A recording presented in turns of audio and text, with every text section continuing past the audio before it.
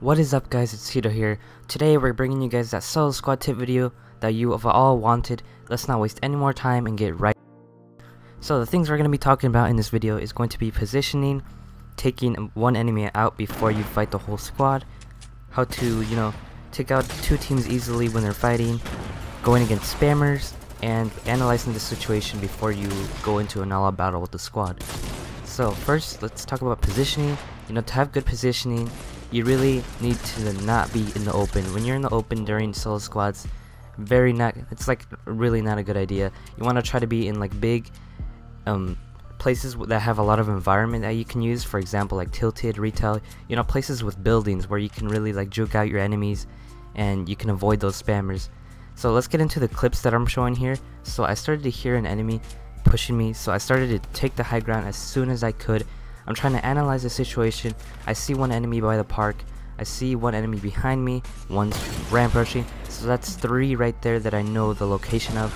So I decided to go for the one that was by himself. You always want to go for the one that's by himself first, because if you try to fight two at a time, it's just not going to be easy for you. And you can see this guy, the next guy was by himself as well, so I targeted him. Like I said, you want to try to target the ones by themselves first. And I noticed that I didn't have any material, and this guy had an RPG. I heard him reload it. I know he has one, so I took it slow. I played down here, crouch walked around, took out the guy with the RPG. Then I over here heard a guy by the bus, headshotted him with that heavy. Oh my god, these things are so OP after the update. But anyways, I mean, they've always been OP, but I guess they're just the best shotgun right now. But this guy, I had no idea what he was doing. He just, that was just an easy kill. Nothing I can say there. So right here, this is the same thing. I also surprising an enemy. This is what I mean by taking out one enemy before you fight the rest of the squad. I heard one enemy right here in this building by himself. I went so fast that he didn't even know what was going on. I caught him by an element of surprise, which is probably one of the most important things you can do. You have to try to knock out the first one by surprising them. You don't want them to know that you're there. Then I took shots into that first guy, so I know he's weak. I targeted the second one because the other one that I was just shooting at isn't putting pressure on me. He let go of the pressure, he's not shooting me, so I decided to go for the one that is putting pressure on me first. And he was also by himself, so you always want to go for the biggest threat first, and then, or the easiest one. It just all depends. But basically here, I knew I got one of them really weak, and I was trying to locate him. I found him, but I was trying to back up so he didn't see me, but he spotted me. But I already knew he was one shot, so I just decided to jump down and challenge him anyway. I decided to finish him because I needed his shotgun. Then this guy just missed all his bullets, grabbed some material, and placed the wall. Right here, I heard another one, hit two nice shotgun shots, and finished this guy off. And now I still don't have enough material, so I gotta really play around this building, try to juke them out and stuff. I could have ran away and tried to reposition, but I guess I didn't do that. Which would have been probably a smarter idea in this situation. But also, when you're inside a building, try to use stairs just like I do here, because using stairs is a much better idea than using walls, because when you're inside a building, there's certain areas where you can't use your walls, so it's better to use your stairs sometimes. So I decided to crouch around, try to surprise him, because that's the easiest way to kill an opponent, is by surprising them. And he was just wandering around trying to find me. I was just watching him the whole time. I waited for the perfect opportunity. I pre-aimed where I knew he was going to go, shot him with the pump, switched to my AR instantly, and just finished the rest of his health. And basically, I just had to find the last one of their team. And also, I got into like a really mini build battle, which is really what you want to be doing in the new meta.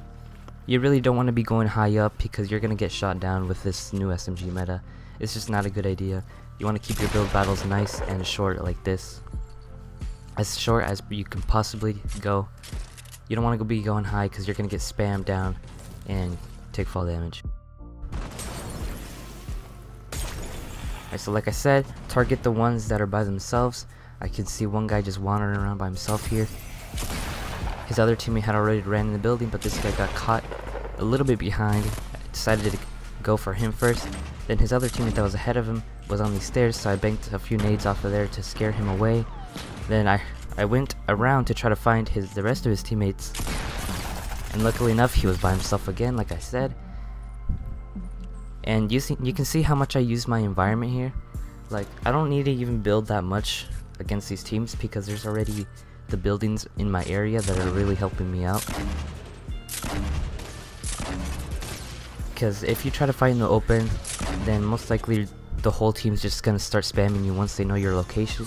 But if you're in a location like Tilted, you could really just like run around and juke them, and they're not even gonna bother trying to spam you, because going through those like building walls is just 10 times harder than shooting a normal structure.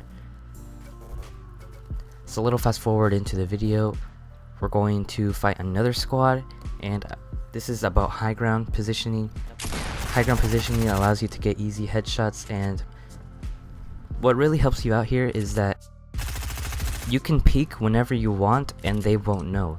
So you have the high ground advantage, which makes it so that you can see the enemy but they can't see you, and you can also peek whenever you want but the enemy can't see you, so they have no idea when you're gonna peek, so that gives you an extreme advantage to the enemy. Let's say I was at the bottom and there's a guy on top on a ramp. How am I supposed to know when he's gonna push me, for example? Let's get into the next clip. Alright, so we're moving on to the second clip. Now in this clip actually was from my Twitch, so the quality isn't the best, but anyways, you can see I took out one opponent before I take on the rest of the squad, and this other guy was shooting me, so I placed a few walls to cover me and so I could focus on this one guy and then there's another one actually that pushed behind me, so I decided, you know what, this isn't worth going for, let me just play the low ground here and use my shotgun and try to get a few nice headshots, because on the low ground it's really easy to get some headshots. And I consider myself to be a really good low ground player. I know how to play it very well, and which is why, you know, most of these clips are from Tilted, is because I'm very comfortable with this. And you know, I decided to use the right hand peek, then I shot this guy's wall, placed my own wall, and then edited a window. Recently I've been using windows a lot because they're actually incredibly useful if you know how to use them effectively. That was a little risky move, staying there.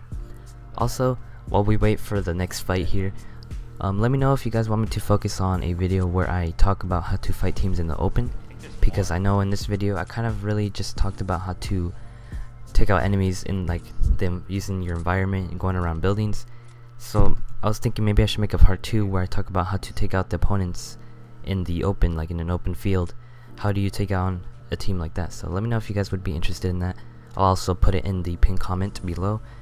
So here comes this guy. I placed the stair in between us. I placed a trap on accident on the floor, then I used the walls, edited the stair to angle the spike trap so it can hit him.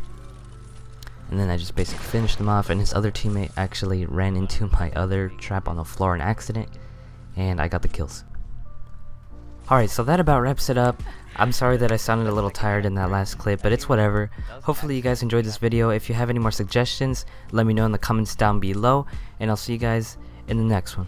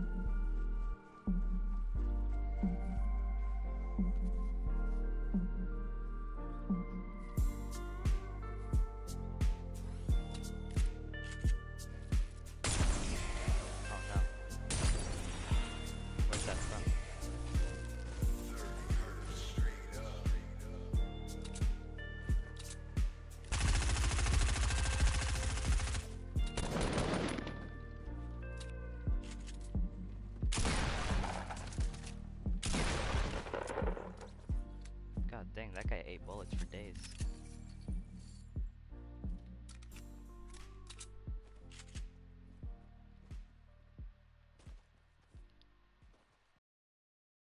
But mistakes really builds up greatness. Teadoh sending me beats like bake this. Dreaming high up, feeling so weightless. For now, let all the music vibe. Got the best fans and they all worldwide. See you all soon and we'll have a good time. Give you all the happy feels and slide.